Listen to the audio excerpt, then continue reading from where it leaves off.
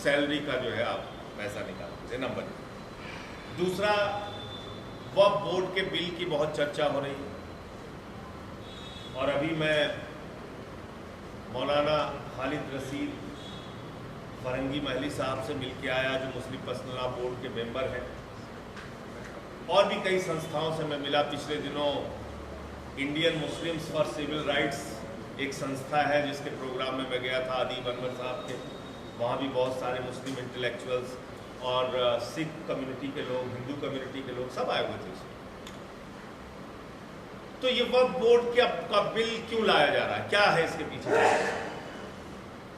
मैं जेपीसी का मेंबर भी हूँ, जो पार्लियामेंट की कमेटी बनी है उसका सदस्य भी हूँ, तो मेरी भी जिम्मेदारी है कि मैं इस बिल के बारे में समझूं। तो मैं गया, अभी आज उनसे मुलाकात की मैं,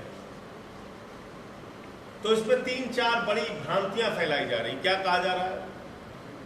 वक्फ बोर्ड किसी भी संपत्ति को अगर अपना कह दे तो वो संपत्ति उसकी हो जाएगी। ये कहां से निकाल के लाते हैं भाजपा वाले? कहां से पता चला भैया आपको? ये कैसी कैसी बातें करते हैं आपको। दूसरी बात क्या कह रहे हैं? कह रहे हैं हम इस वक्फ बोर्ड में महिला सदस्य को शामिल करेंगे। महिला सदस्य तो पहले से ही शामिल है, शामिल हो सकती है, कोई प्रतिबंध नहीं है उसमें। तीसरी बात क्या कह रहे हैं?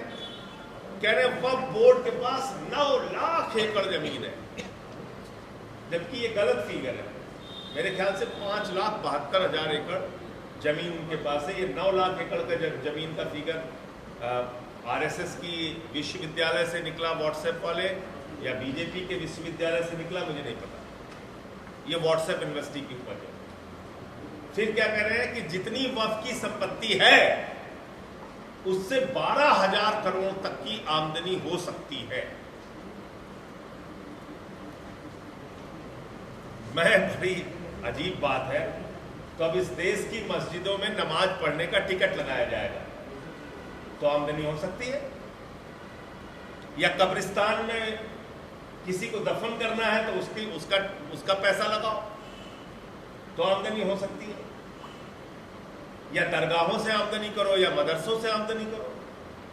आप आमदनी कैसे कर सकते हैं, कहां से करेंगे? अच्छा चलिए, 12,000 करोड़ की आमदनी की इतनी चिंता है तो मैं एक सुझाव दे रहा हूं मोदी जी को कि आप नीरव मोदी को अकेले पकड़ के लेके आइए, 20,000 करोड़ रुपए की वसूली इससे कीजिए और 12,000 करोड़ वक्फ बोर्ड वालों को दान दे दीजिए, 8,000 करोड़ अपने सरकारी खजाने में रखिए। क्या समस्या आपको? लेकिन ये बांटो और राज करो का बिल है और अपने दोस्तों को लाभ पहुंचाने का बिल है। मैं पूरी जिम्मेदारी से इस बात को कह रहा हूं। वक्फ की संपत्ति कैसे दान दी जाती है, मैं उसका एक छोटी से 2 लाइन की बात आपको बताता हूं। किसी व्यक्ति को अपनी संपत्ति वक्फ करनी है अगर, तो पहले सर्वे कमिश्नर जो सरकार का व्यक्ति होता है वो उसका सर्वे करता है, फिर 1 साल तक उस पर नो ऑब्जेक्शन मांगा जाता है, फिर 1 साल के बाद सरकार का, शासन का सेक्रेटरी जो सरकारी कर्मचारी है वो उसको नोटिफाई करता है एज ए वक्फ प्रॉपर्टी। ये तरीका है, इतना ट्रांसपेरेंट तरीका है। तो इसमें कहां से ये बात आ गई कि किसी को भी वक्फ संपत्ति घोषित की जा सकती है? फिर क्या कह रहे हैं? कह रहे हैं ट्रिब्यूनल के, वक्फ बोर्ड के ट्रिब्यूनल के फैसले को कहीं चैलेंज नहीं किया जा सकता। ये और भी हास्यास्पद बात है। वक्फ बोर्ड के ट्रिब्यूनल के फैसले को हाई कोर्ट में, सुप्रीम कोर्ट में कहीं भी चैलेंज किया जा सकता है और इसको लेकर कई फैसले भी आए। तो ये दूसरी गलत बात है जो प्रचारित की जा रही है। तीसरी बात क्या कही जा रही है? सच्चर कमेटी ने ये कहा, सच्चर कमेटी ने ये कहा। सच्चर कमेटी की मैं रिपोर्ट आपको भेजूंगा। सच्चर कमेटी ने जो असल बात कही उसको हमारे कानून मंत्री जी ने नहीं बोला, हमारी सरकार ने नहीं बोला। सच्चर कमेटी ने कहा दिल्ली हो, राजस्थान हो, उत्तर प्रदेश हो, कई ऐसे राज्य हैं जहां पर की वक्फ की जमीनों पर सरकार ने कब्जा कर रखा है, उसको हटाया जाए। ये लिखा हुआ है सच्चर कमेटी की रिपोर्ट में, वो आप बोलते नहीं। और एक महत्वपूर्ण बात यह है, ये बाबा साहब के द्वारा लिखे गए भारतीय संविधान की धारा 26 के भी खिलाफ है। धारा 26 क्या कहती है? धारा 26 कहती है किसी भी धर्म के व्यक्ति को अपने उपासना पद्धति के हिसाब से पूजा पाठ इबादत करने की, प्रार्थना करने की पूरी छूट है। और दूसरा वो कानून कहता है, भारत का वो संविधान का की धारा कहती है कि किसी भी व्यक्ति को अपनी धार्मिक संपत्ति के प्रबंधन की पूरी आजादी है, और उसमें उसी धर्म के व्यक्ति होंगे, कोई दूसरा धर्म का व्यक्ति नहीं होगा।